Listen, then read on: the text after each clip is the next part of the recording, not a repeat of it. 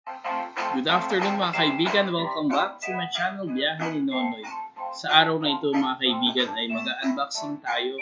Kahapon kasi pumunta kami sa isang place wherein may mga nakita kaming mga Japan surplus products. So shout out muna kay Ate Gina. Hello Ate Gina. Titingnan natin mga pinamili natin guys. Ito sila. I-unbox natin. Dito. Diba? So, yung una po,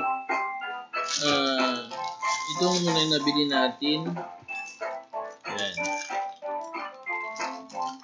Si diba? Malapit na kasi yung Christmas, kaya nakita ko siya. It's worth 500. Pero, siyempre, marunong tayong tumawad. Magaling tayong tumawad, guys. Kaya yung 500 ay naging 200 na lang. Diba? Yan. Check natin, guys. Diba? Wow. Malapit ng Christmas, kaya nandito na si Santa. Na Santa. Ibang ganda rin, guys. The battery lang siya. So, yung susunod nating binili, of course, ito.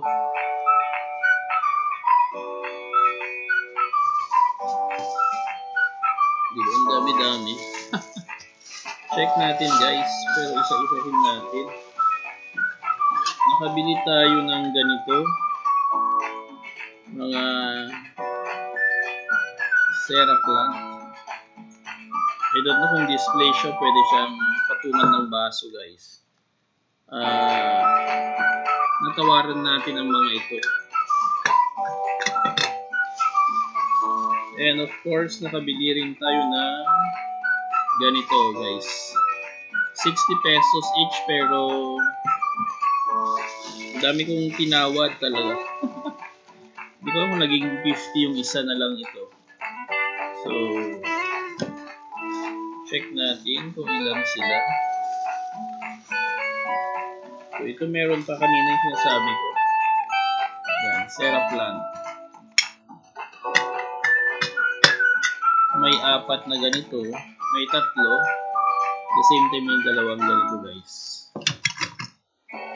Ano pa yung mga nabili natin? Meron pa rin, no? 4 yata nakuha na yung 3. May isa pa dito, guys. Then, meron rin tayong ganitong nakuha. Ibang ganda-ganda. Wala yung price. I don't know the price.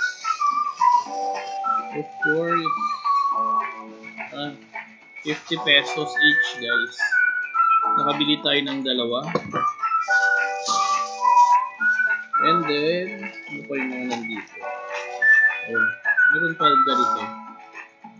Kasi sa store na yun, medyo mura siya, guys. Yung iba may mga sale pa. Kaya nakabili tayo ng medyo malami-lami. We have here also this one, guys. Gaya rin kanina ng kulay blue. Yung kanina sabi ko, 2 pieces, 100. 100 din ang 2. Saan pa? And then of course, ito kanina 2 pieces, 100 rin. And of course, meron tayong ganito. Kanina pinakita ko pero black naman siya. 50 each. Meron pa tayong binigay ni ate, guys, na maliit na parang kore. Free niya to, free. Diba? Galing natin tumawad. And may pag-giveaways pa si Ate Gina, guys. Then of course, meron nito. Ayan. So, lahat may 4 tayong ganito, guys. 4 pieces. May 2 kulay black. May nakasulat Japanese. And after which may 3 tayong kulay blue. Yan, 3 pieces. Yan, kasi mahilig akong tumawad guys. And of course, meron rin dito 2. At of course, meron tayong mga pinakita ko kanina yung mga display. 3 ganito, iba't ibang style. At may 2 tayong ganito guys. So, overall lahat ng binili natin it's worth 1,000. May discount ngayon. And humingi pa ako ng giveaways kay ate. Yan, meet Chow Chow. Oh, si Chow Chow guys, cute diba? So, maglagay naman tayo ng deepening, sabi nga ni Father Roniel. Mega love shoutout sa'yo, Father. Kung titingnan natin, ano yung nagbibigay sa'yo ng happiness? Temporarily, all these jars, little jars, it gives me some sort of happiness. Kasi display, lalagay ko sa bahay for the display area. And of course, kung titingnan naman natin sa buhay guys, sino kaya yung nagbibigay sa atin ng totoong kaligayahan? It is only God. We can only find true happiness sa pamamagitan ng ating Panginoong Jesus.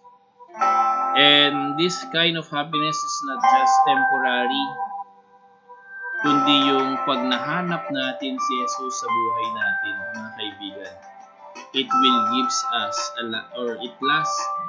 bibigyan niya tayo ng lasting na kaligayahan. Especially kapag nasa kingdom na tayo later on ng Diyos. Eventually, doon na tayo maninirahan na kasama siya. And in the kingdom of God, there will be no pains, no sufferings, but of course, a lot of joy and happiness.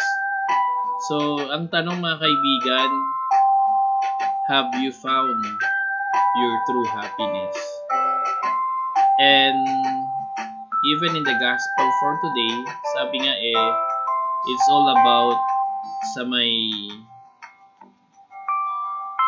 how we inherit life everlasting life. Yung life everlasting life. Yung buhay na walang hanggan. Tilokano ko natin katibiyag nga na yun. And sabi doon, yung gospel kahapon mga kaibigan, ilakom. You sell your properties, then next, you share. I-distribute mo yung pinagtindahan mo ng property. And yung pangatlo, follow Jesus Christ. This is how we gain yung life everlasting. And sana kapag nahanap na natin yung nagbibigay ng kasiyahan sa ating mga kaibigan, huwag na nating pakawalan. Kapag nahanap na natin si Jesus sa ating buhay, sana wag na nating pakawalan si Jesus. Huwag na tayong lumis ng landas. So, ngayon guys, I would like to shout out again si Ate Gina sa Japan Surplus, yung pinuntahan namin kahapon. Salamat po ate sa pagbibigay ng discount and of course sa mga nabili na rin naming mga staff. Diba? Ilang days na lang mga kaibigan, Pasko na. And Christmas brings us happiness and joy. And sana wag nating kalimutan the real essence why we celebrate Christmas. So once again mga kaibigan, have a good day. And salamat po, shout out sa mga supporters ni Biyahe ni Nonoy. And of course, I would like to shout out yung mga members natin sa Trip to Vegan. First of all, si Ma'am Chai Chua, then si Jassy Mikolog, kay Buhulana Gamay, then kay Miss Nieve, and of course kay Kabsat Daryl Tamayo, and yung latest member po natin si Dada Oslet. So thank you so much sa patuloy na suporta niyo po kay Biyahe ni Nonoy, at sana hindi po kayo magsawa na mag-support at manood and sa Biyahe ni Nonoy, and of course even to support lahat-lahat po ng mga channel, especially po yung mga small YouTubers like us or like me, para matulungan po rin natin sila. So once again mga kaibigan, have a good day, God bless, and paalam.